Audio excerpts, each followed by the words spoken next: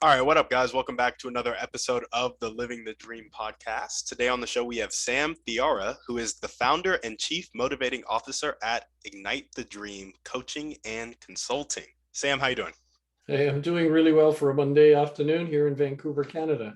There we go. Glad to hear it, man. And we'd like to jump right in. So if you could start with telling us a little bit more about yourself and what you like to do for fun, that'd be great. Perfect. The way I like to describe myself is this way. So there are 5 things that I'm guided by in life, and these things are things I'm not willing to compromise. Servant leadership, story sharing, activator igniter, champion enabler, community do-gooder. Those 5 things have enabled me to help individuals, teams, organizations, nonprofits, and educational institutions to their pinnacle best. But interestingly enough, it's also made me into a speaker and storyteller, a mentor and a coach, a writer and blogger, an entrepreneur, a problem solver, and a community activator. So that is probably why my title is Chief Motivating Officer, because this is all the groundwork that allows me to support other people in their journey. Now, you ask me, what do I like to do in my, outlet or enjoyment time? Actually, it's writing and it's woodworking. Funny enough, the woodworking I find is an outlet that enables me to free my mind. Because if you're sanding something for 3-4 hours, you start thinking about all the other projects and things you're working on. When you free your mind, that's when your problems unlock and you come up with your solutions. I love that. So would you say sanding is kind of like a meditative state for you? It is. I mean, well, think of it. You're doing it for 3-4 hours. It's a Zen moment that some people find through yoga. Some do it through dancing. Me, it's probably sanding. There we go. There we go. And can you one more time on because our next question is typically what gets you up and gets you going every day. But I know you listed 5 things. I missed 2 of them. So could you run through? Sure. So servant leadership, story sharing, Yep. activator igniter, champion enabler, community do-gooder. What gets me up in the morning is the thoughts and ideas of all of the really cool things and the great things that I can do today. Whether it be one-on-one conversation and then having, the opportunity to share stories with each other, or, speaking in front of an audience, doing a podcast.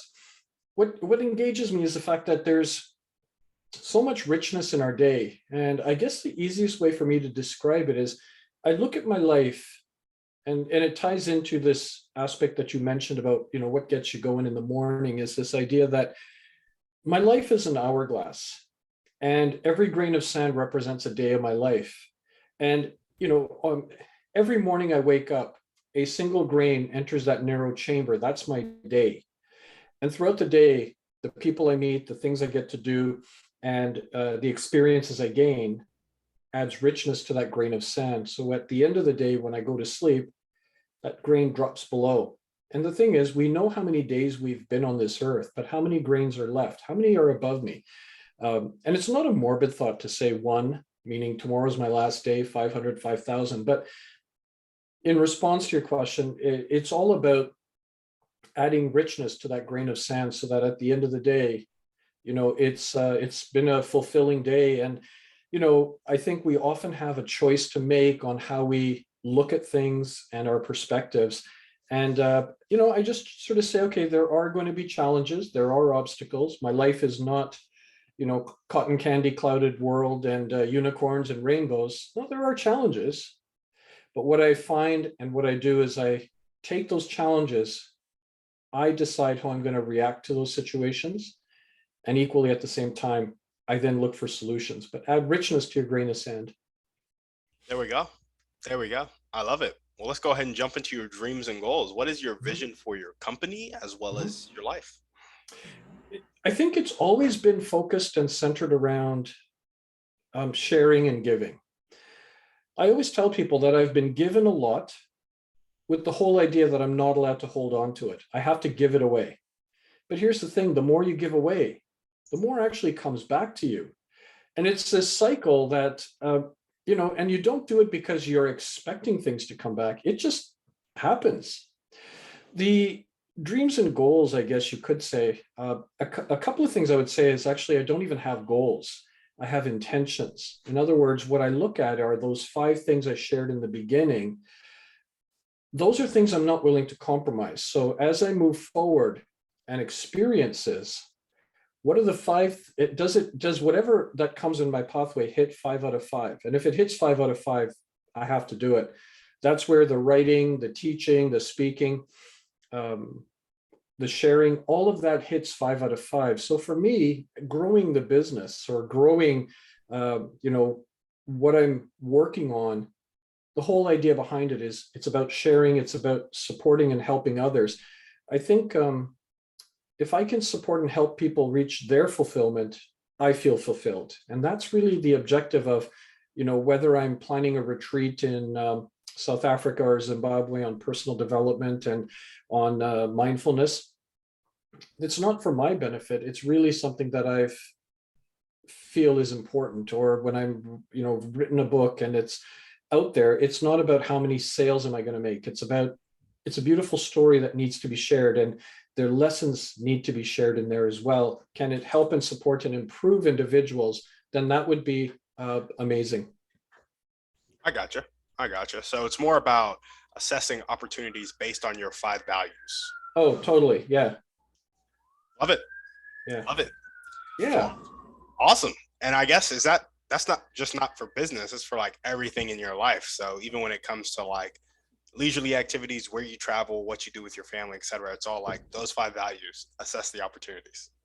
Truly, it does. I mean, I think that it guides you. And when I talk about those 5 core elements, I always, when I help people find and discover their 5 core elements, I say it's not guided towards career, it's life and career. Because if you can align the life and then the career happens, and oftentimes what I often share is the fact that we're so focused on what we do. I want people to realize who they are. So that's where it's about this alignment. So even the things that I do, whether it's travel, woodworking, writing, it's always that those 5 things are ever present and needs to be ever present. And those are the things I really need in my life. There we go. Well, how'd you come up with those 5? Actually, it was through self-exploration, introspection, and that's what I now do helping other people is, I was in a corporate job, 9 to 5, and, you know, funny enough, it felt like, think of it as an ill-fitting suit. It's too big for you, but that suit is the career. In other words, I can wear it, but it just doesn't fit. Much like a career, I can do it, but it just doesn't fit. And when I started thinking about it after 5.5 years of doing this job where I can do it, but it just isn't me, I then figured, okay, but what would resonate? But then it was like, okay, I don't know. But then I started doing introspection, reflection, and I suddenly came up with these 5 things that I'm not willing to compromise. And I realized the job I was in hit 0 out of 5. But then it was like, okay, but now what? And then when I looked at the 5, there was an area that was on community relations, corporate communications, and community public safety. And I looked at that and I said, well, actually, that hits the 5. And my 5 have changed over the years. Because as you grow and develop as a human being and as an individual, you're not stuck with these words. And it helped to catapult me into a place which just resonated. And when I support and help other people, the way I do this is I ask, okay, tell me one thing you're not willing to compromise in life and career. So for example, people might say family. Family is really important to me. I'm like, okay, why is family important? And the why, asking the why is so important because then they start talking. And when they start talking, I'm listening to what they're saying. So they'll be talking about why it's so important. And maybe they use the words, the relationships and connectedness that I have with, the family members. And we go down in deeper detail after asking why, and I'll keep asking. And then I come back and I said, well, I picked out 2 words, relationships and connectedness. Is that something that's equally important in the work environment? And they're like, oh, yeah, I need to have that. What about when you were in school? Is that important? And they're like, oh, for sure. what about your social life? And they're like, oh, yeah, no, it has to be relationships and connectedness. And I said, okay, can we replace family with relationships and connectedness as a better overarching example that applies to a much more broader area, but still significant? And that's where I support and help. And it was always so funny because when I do this with other people and I listen, I had somebody in Los Angeles that I was helping, and I remember she was talking about one thing she's not willing to compromise is, the environment. The environment is really important, and I asked why, and she just sort of said, "This is what I have to do," and she explained how and why. Listening to her, I just said, "Oh, so you're an environmental ninja," and she was like, "Oh my gosh, I love that. Can I use it?" I said, "Well, that's your word. You're an environmental ninja. That's one of your five." So that's where now she's built in the other four, but the environmental ninja is just another one of the things that she can then, and it becomes a nice talking point to say, "Oh yeah, no, I'm an environmental ninja," because then it's like, "Oh, well, tell me about what an environmental ninja is," and Yeah. then she'll explain it. So you got to own it and you got to wear it, and it's a beautiful way because instead of that ill-fitting suit, you now have a tailored suit. The best way I can also describe it is the fact that if I've had about 5,000 conversations to date, and majority of them, people can tell me what they do, but people have a really hard time telling me who they are. And that's what we're trying to do is say, instead of, you know, understanding that you're not defined by your career or your title or your status. No, you're defined by who you are. And the position you hold is one component of who you are. So that's where I like to help them realize, are you on the right path or not? And if not, let's work together to get you onto the right pathway and support and help you realize and get to that place of fulfillment. Yeah. Yeah. Absolutely. I love that. And so, how about you tell us a little bit about Activator Igniter? Mhm. Well, an activator igniter, it sort of goes with champion enabler. And I'll sort of relate the two together because a champion and enabler, there's a lot of noise out there. There's a lot of people telling you what to do and how to do it. Oftentimes it's the younger, I would say 15 to 25-year-olds who aren't really sure of the pathway ahead. And if you're not sure of the pathway ahead, people are going to start filling in. So champion enabler is, I'm not going to tell you what to do. Tell me what's important to you. Let's work through it. And then how can I support that? Activator Igniter is the next step, which is, okay, so let's now activate it, ignite it, and let's get you in the direction that you need to go. So an activator igniter blends in with the champion enabler because the activator igniter is the one that now works forward. Oftentimes people will say, discover your passion and your passion will lead you to greatness. My thing is, passion is not sustainable, and passion is an igniter, but it ignites you to your purpose. And the idea is you need passion, but passion by itself just fizzles out eventually. But passion should ignite the purpose. And that's where those five core elements and the activator igniter is, how do we ignite the purpose by your passion? I love it. I love it. Well, awesome. So we got your whole life being focused on sharing and giving and having intentions instead of goals. Don't compromise on those values. Are there any other dreams or goal, I guess not goals, but kind of a vision that you want to chat about? I think it's more of, eventually, I do a lot of speaking and sharing. And it was interesting because I think it was a grounding purpose for me because I'm on a trajectory to try to make it to the world stage in speaking. And it's not because of status, money, notoriety. Do you know what? I just have so much that I really want to give and share. So I'm on a trajectory to try to work my way to a place where now you're on a global scale. But here's the thing. What if this is as good as it gets? These speaking at local conferences, national, even international conferences, but doing workshops. You're not on that big stage. And what if this is as good as it gets? Let's say it's like being on the farm team, but not on the professional league. And that's as good as it gets. And what was interesting is I accept that. I'm still going to strive to get on the world stage, but I'm not going to beat myself up if I don't accomplish that. So I'm going to still strive, but maybe, it's acceptance that this is as good as it gets. And, I'm still positively impacting people and supporting their journey. But it's been interesting because when I've shared this, I've also had people come up to me going like, no, I mean, Sam, you've already accomplished. I mean, those speakers that are on the world stage, they don't really do anything for me.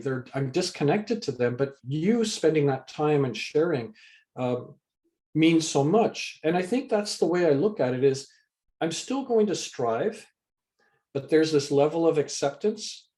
Maybe I've already accomplished. So I think that that's the way, but it is about trying to keep on moving and going in a direction. But I think those three things for anybody is going to be important, because I think sometimes we only focus on the one of striving, and there's a lot of frustration that comes along with that if you can't get where you need to go. But then I think we forget about accept and really reflect on what you've accomplished.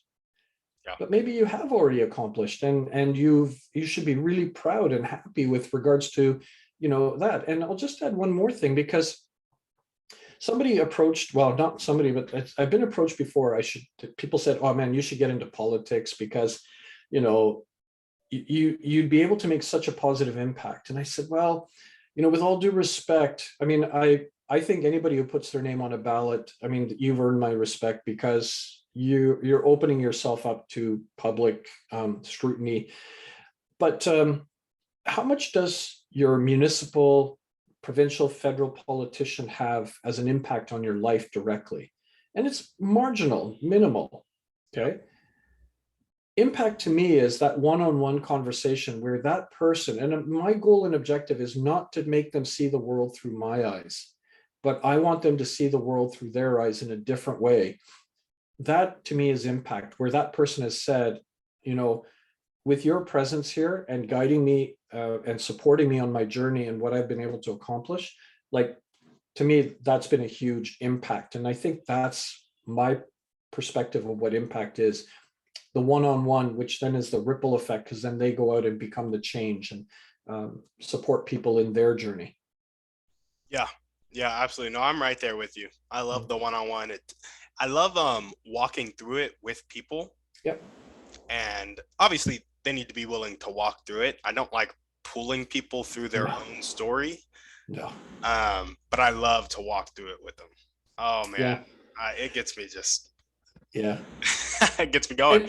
And do you find that or I always call myself a difficult monk, and I'm sure that you've encountered this, because there are people that come to you looking for the answers to life. They think of you as this orange saffron bearded man on top of a mountain with all the answers to the world. And we are what we call difficult monks, because our job is not to tell them what to do. Our job is to just keep asking questions, because the answers they seek lie within them. But it's more of, just asking, well, what matters to you? Tell me, what is it that you're not willing to compromise? So you and I become that difficult monk, because I'm not going to tell you the answers. I can probably tell you what to do, but there's enough people around doing that. How about let's help you discover what's authentic to you? Yeah, absolutely. And a lot of times, man, it's asking questions to like just pierce through all the like BS that they have heard and believe. It's like a lot of people be like, what's authentic to me is making money. And I'm like, it's just not. Like no. we both know it's not. You just need to realize that maybe a part of it could be, if you really want to impact people, use money as a tool, whatever it may be. But it's like at your core, it's like you want to serve people. There's something that fulfills you outside of money. Guaranteed. Well, and if I can add to that, because when I teach my university class, we talk about motivation, and I already know what they're going to say, but I always ask, what are you motivated by? And number one, money, and lots of it. And then they go through, and somewhere down there is meaningful contribution and all that, but money always comes to the forefront and top. And I said, okay, so you're motivated by money. And they're like, oh yeah. I said, okay, by show of hands, who's motivated by money? And it's funny, you get all these hands going up. And I said, okay. And I picked one person. I said, I'm going to ask you this question, and please don't take this personally, but okay, so you're motivated by money. And they're like, oh, absolutely. I said, okay, how about if I pulled you from here and I move you to the sewers and I give you a shovel and I'm going to pay you really well. The starting salary for a university student who graduates is maybe 35 to 45,000, right? You know what? I'll pay you $100,000 to be in the sewers with a shovel Monday to Friday, 9 to 5. And that's what you're going to do is you're going to shovel crap. Would you do it? And they're like, well, 100,000 is not enough. I said, okay, what's realistic? And they say $1 billion. Okay, $1 billion is not realistic, but 100,000 is realistic. It's double what you're thinking. Would you do it? And they're like, well, maybe for the first year until something better comes by. I said, no, you don't understand. I'm going to pay you in increments throughout the rest of your life, but you're going to do this for 30, 35 years until you retire. Would you do it? And they're like, well, of course not.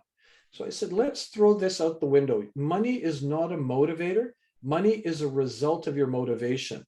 And once you pursue it, that's when the magic happens because you're authentic to what you're really great at.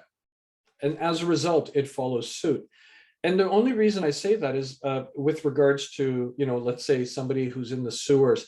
I mean, when I graduated university, my first job was emptying rubbish bins and mopping floors with a degree in business and political science.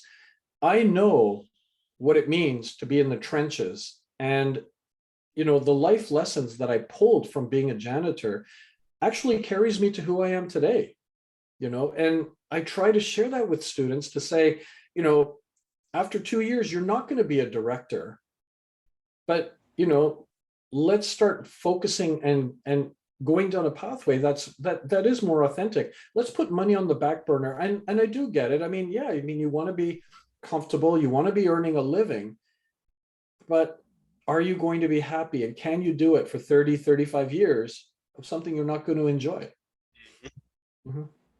Yeah, no, absolutely. I completely agree. I mean, I'm a young guy, just graduated probably like a year and 2 months ago. And so it's like money was a big thing for me. Still is a Yeah. big thing. I would like more money in my life, both for myself, for my family. But I was like, I jumped into some things where I was like, I was going to make a decent amount of money, but I was like, man, in 2 years, I'm going to absolutely hate my life more than I Yeah. already do. And so I was like, I need to make some pivots and Yeah. kind of got clear on really what I love to do. And then I And started, now, and you're my host, but so what did you graduate in? I had a psychology degree from David Nice. College. Nice. Okay. No, and psychology degree is amazing. I mean, when I talk to my students, I also say, let's say you've got an arts and social science student, a psychology major with let's say a 2.5 GPA, and you've got a business student with a 3.9 GPA. Which one are you going to hire? Probably the 3.9. Yep. But what if that 2.5 psychology student has gone on 2 international exchanges, has done 3 internships, started a nonprofit, and was part of the Psychology Students Association, and the business student has a 3.9 GPA, and that's it. Now, which one's the employer going to hire? Yeah, that psychology student. Absolutely, 100% of the time, because that individual has gained so much experiences, and oftentimes, and I like, I mean, are marks important? Sure, they are, and that's just one component. But just by getting that 3.9 GPA is not going to get you that C-suite job. I mean, you might be working for the 2.5 psychology major who's progressed along because they've got so much diversity. You might be their accountant. You may be working for them. So I always tell my arts and social science students that don't ever discount, because a lot of times they think, well, what can I do with a psychology degree? What can I do with a sociology degree? I also remember I had to deliver a keynote address to the graduating class for it was a interactive arts, culinary school, fashion design school. I got up on stage and I said, thank you.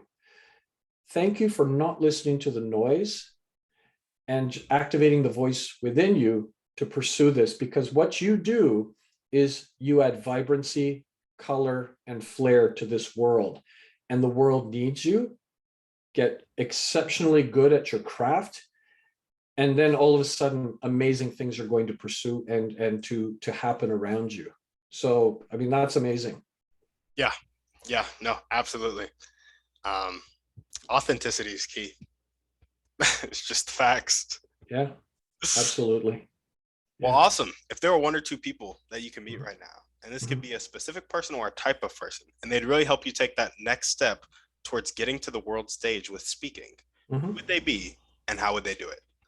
I mean, I think one of them would be fairly obvious, which, I mean, Barack Obama, I've always seen as this approachable individual with a dynamic way and a great orator. So I think he's one individual that I would like to, again, if ever given that opportunity, I think that's somebody that I would really appreciate being in the presence of. The other one, Anthony Bourdain, and that one's interesting because I appreciated his rawness and his authenticity and the ability to connect, um, at all levels. And I thought that those two individuals, on the one hand, well, they both had charisma, but on the one hand, great orator. On the other hand, someone who's very um, authentic and just able to relate to anybody around you. Those are the two people that I think I would really have an opportunity to learn from. Love it. Love it. Mhm. There we go. And what are the most important one or two things that everyday people can do to really Mhm. help you inch towards your goal of the world stage with speaking? Yeah, I think that I like to share two of my favorite quotes that I live by. The first one is obstacles are the necessary bricks on the road to success. I think sometimes we fear the obstacles, but instead of fearing the obstacles, embrace them because that's where your learning happens. And, when I was in university years and years ago, I was a terrible speaker. Like, I mean, I just felt nervous. I couldn't share. It was just something I could never do. But now I do about 30, 35 speaking opportunities per year. I teach at university, 2 TEDx's. I mean, it's only by learning from those obstacles they have made me who I am today. The second one is everyone's life is an autobiography. Make yours worth reading. The fact is, we are all living stories, and there's a need for us to realize what our stories are and to be able to share with other people.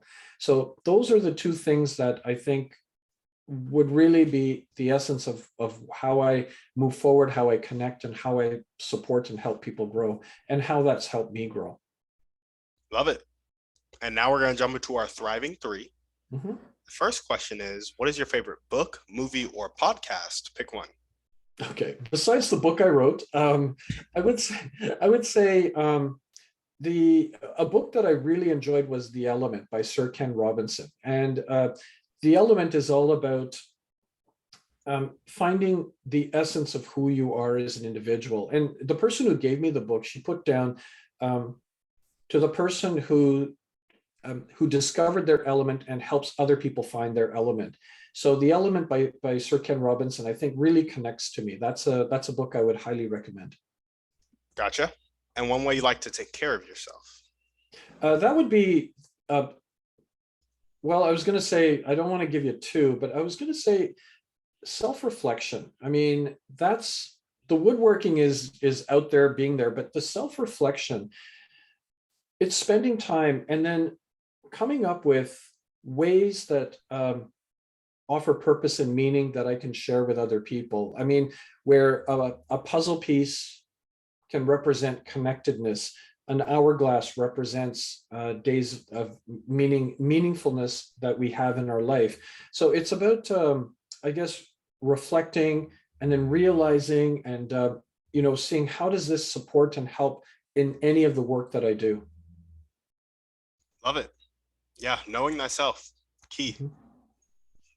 And what is one action step that you can take right now or continue to take if Mhm. you're already doing it to meet Barack Obama or Anthony Bourdain? Well, Anthony Bourdain sadly passed away, so that's I not did going to not know that. happen. Yeah, but Barack Obama, I would say, the idea is, you know, the networks and the connections that you build, is there through your authenticity, and maybe it's 4, 5, 6 individuals down the road where somebody may be connected to Barack Obama, who may be connected to somebody that eventually is like, here's an individual really trying to make a difference. He said he'd really like to meet this individual. And then, through that progression of being authentic to yourself, and supporting and helping, and not doing it for the credit or the status or the ego. And then all of a sudden, down the road, who knows, maybe there's a chance meeting that one day it happens. But, I'll still carry on doing what I do. There we go. Be authentic and kind of just work the network and hope for the meeting. Truly. All right, we got our last couple of questions here, and they require a bit of pretext. So stick with me. A lot of people have come on the podcast and they've said that the catalyst that helps people change from having a fixed mindset, not willing to accept help and not willing to accept change, to having a growth mindset, being willing to accept help and being willing to accept change. The catalyst is a personal choice that happens after either extreme inspiration or extreme desperation. Do you agree, disagree, have anything to add or subtract? Yeah, I mean, I think some of the biggest growth happens through inspiration or setbacks. Yep. However, saying that, you have to go into it with that growth mindset, regardless if it's something that's a success or a setback. I don't use the word failure. A failure is final and fatal, whereas a setback, same thing happened. But you get back up, dust yourself off, and you move forward even stronger. So I always feel that, those two areas, as long as you go in with this idea that I can learn from this experience, both positive or negative, I think is really important. And related to that, though, is also the fact that there are circumstances around us that we have no control over, and yet we dwell on it. My thing is, there are things I cannot control, but what I can control is how I'm going to react to that situation. And I choose how I'm going to react to it. I'm not going to let the situation or other people dictate how I'm going to react. And I think when you come in with that calm mindfulness piece, it is very supportive of what you've just shared. Gotcha. Yeah. No, I love that. And given the same amount of extreme inspiration or extreme desperation, why do you think some people make the choice to change and others don't? I think fear is one piece. Comfort is another. I think as a society, sometimes we strive towards comfort, but comfort is actually not a good word, because comfort is also a position where it transforms. It blindly transforms, and you don't see it happening, to complacency. And unfortunately, then there's no longer any growth, or the mindset is not in development, because you're just in a rut, or you're just feeling too comfortable. I think that in anything and everything, this is why in the first TEDx speech I did, it was about discover the extraordinary in the ordinary. In other words, embedded in what we perceive to be ordinary, our routines, our daily life, actually are extraordinary situations. But are you open to it? Is your mind open to it through the idea of trying to discover that extraordinary in the ordinary? And when you do that, even the smallest things, successes or setbacks, all of a sudden you're looking at it through another lens. Fear and comfort, I think, are two things that can anchor and hold us back, as opposed to anchoring us so we can move forward from a stable place. I love that. I think a great example, something that I've just continually noticed, of something small that is just extraordinary. And we've only made it small because it has become routine. But every time I drive to the grocery store, right, and there is just such an abundance of food. I'm talking like, not only is there basically unlimited peanut butter, but there are different brands of peanut butter, different brands of ramen noodles, different brands of, like, you got pasteurized eggs or unpasteurized eggs. You got so many different types of eggs and so many different packages, like the pack of 18 for somebody who likes less eggs, the pack of 60 for somebody who likes more. And it's just like, Yeah. It's so much food. And it's like, Yeah. that is amazing. Yeah.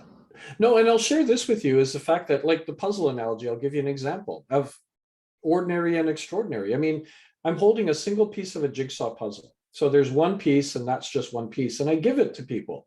And I say, what can you do with this one piece of a jigsaw puzzle? And it's interesting because people say, well, not much. It's one piece. And I said, okay, um, it's ordinary, but equally at the same time, if you look at this one piece of a jigsaw puzzle, it represents the individual. They don't know, what's the bigger picture, and they also don't know how they fit in. But if I give you this single piece of a jigsaw puzzle, do you realize my puzzle is incomplete without you? Do you realize how important you are Yeah. to my puzzle? And it's flipping it around. And now this has suddenly become really extraordinary. Mm, yeah. Ordinary things with extraordinary meaning. Yeah. I love it. Mm-hmm. Well, awesome. Our next question is, some people need a small amount of inspiration or desperation to change, and others need a larger, more consistent amount. What do you think establishes that threshold, and can it be influenced? Part of it is, I think, this word of capacity, and some people have a higher capacity of experiences and ability to absorb, and some people have a limited amount. And part of it is, I think, this whole aspect of capacity is, do you jump and take a giant leap of faith because you have that capacity to do that and the confidence, or do you take small baby steps?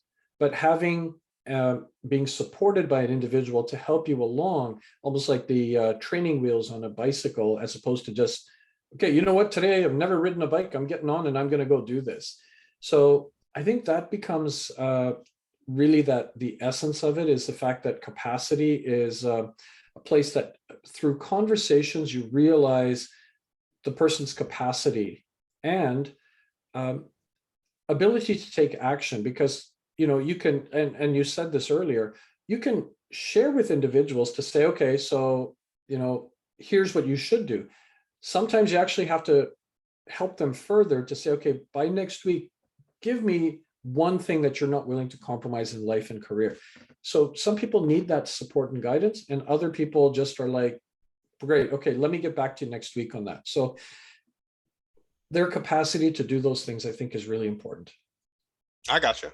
I gotcha. And do you think that capacity Yeah. can be influenced?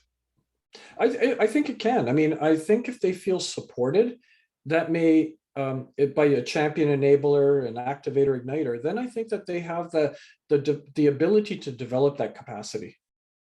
There we go. Mm-hmm. And our last question, I want you to keep this avatar in your head. They got a really fixed mindset. They're not willing to accept help. They're not willing to accept change. Mm-hmm. So in Atomic Habits, James Clear talks about the 4 laws of changing your behavior. And the laws are to make it obvious, make it attractive, make it easy, and make it satisfying. With that context in mind, Mm-hmm. and the avatar I just told you about, how can we create an environment for that avatar that makes it obvious, attractive, easy, and satisfying for that person to make the choice that will change their life? Right. Yeah, that's a really difficult question to answer because everyone is such a spectrum. Um, I mean, I think part of it is, I've often said that rational logic and emotions need to be in alignment. And if they aren't in alignment, if the emotions rise, unfortunately, rational logic, doesn't matter what you say, it's not going to work. I think part of it is this whole idea of sharing with the individual. But I think one of the most important things is listening to what that individual, even the person who is the most difficult, hardest person, is to listen to them. And I think the oftentimes what happens is we're so focused on wanting to help that person, but we're not listening to what their needs are, or how can we really support them. By listening to their needs, to listening to who they are, maybe their experiences, um, and without imposing our views on them, maybe there's a way to show them that we can empathize and we can understand their journey, and how can I support and help them. I mean, through 5,000 conversations, I mean, I've had very few, maybe three people that I just sort of was like, I don't think they're ready for this move forward. Majority of them, 4,997. Yeah, they're involved in different sort of spectrum. But there's probably about three that I just sort of walked away going like, you know what, no matter what I do and help, it's going to be a challenge. I'll still stick with them and I'll help them. But, I think that it really does become that situation where, if you listen to them, it allows you to put your perspectives to the side and see what may support them. Mm, yeah, I love that. I love it a lot. And I think it's really important to kind of have your values that you want to live by in your head, bringing it back to what we were talking about earlier, because it's hard to listen and put your perspective to the side if you're not focused on being a servant leader Yeah, or leading with values that actually impact people. So exactly. full circle. Mhm. Well, awesome. Sam, is there anything else you want to chat about before we sign off? Yeah, I mean, I think one of the things that I really appreciate sharing, and this came to me again through that introspection, reflection that I talked about earlier, is, it all came out of this whole aspect of COVID-19. Every single person has been impacted around the world. It's impacted individuals, teams, organizations, education institutions, nonprofits. But what came out for me is this concept of what I call care. We all need to care. But what CARE stands for is collaboration, adaptability, resilience, and empathy. Collaboration. We all have an inventory of skills and abilities. So, realize what yours are, but don't be afraid to reach out to others or others to reach out to you to say, how can we collaborate? Because you can't do it by yourself. You really can't. So you support each other, collaborate. Adaptability means don't fear change, embrace change, because that's where the magic happens. So adaptability, if you've got collaboration, adaptability is a natural progression. Resilience means, how do you build this resilience into your life? Because it's not going to be an easy ride throughout your life. It's like a marathon. There are some flat plains that are going to be easy to run, but there's also hills. Resilience means keeping that momentum going within you, regardless of what happens around you. But if you collaborate and you're adaptable, resilience, again, is that progression forward. Empathy is showing care and compassion to each other, meaning you don't know what people are going through. Again, that goes back to the listening piece, but empathy means really trying to understand and support people. There we go. Mhm. We all need to care. Yeah. I really do think collaboration and relationships make the world go round and naturally birth those other three, because it's easy to adapt and be resilient Yeah. when you are collaborating. And then empathy is just kind of a natural byproduct of being in relationship with people and getting to know them. Truly. Yeah. Absolutely. Well, Sam, thank you so much for coming on the show. Thank you for having me here today. Of course. And if you guys are listening to this and you loved what Sam had to say, you want to connect with him, hear more of his thoughts, all the ways to contact him and access his work will be in the show notes. As we always ask, go ahead and shoot this podcast to 1 to 3 people you know need to hear this message. Give us a 5-star review on iTunes, and we're out.